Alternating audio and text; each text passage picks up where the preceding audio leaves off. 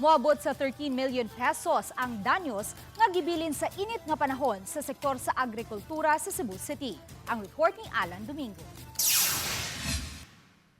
Mao kining gibutyag sa Pangulo sa Cebu City Agriculture Office, Joey Baclayon, din kasagaran niini naglangkob sa mga pananom sa kabukiran.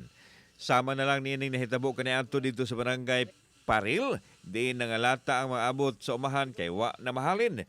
Gawas pa naglisod usab ang pagpatubo sa nagsunod nga cropping kay na problema sa tinubdan sa tubig kay taas nga panahon nga wa moduaw ang uwan. But about mga 600 farmers, kunya about mga 500 hectares nga affected.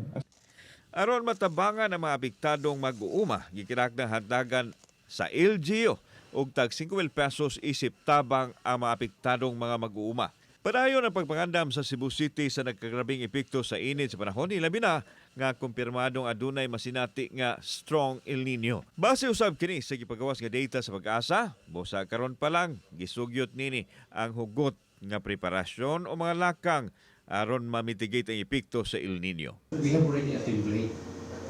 Adhering in another El Nino, had ayun, after for the beginning of this year, nagandam na doon ang syudad.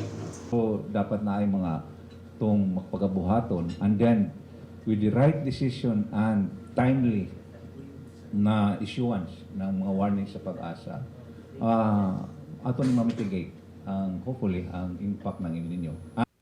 Kauban si Clifford Lumayag, ako si Alan Domingo. Balitang Bisdak.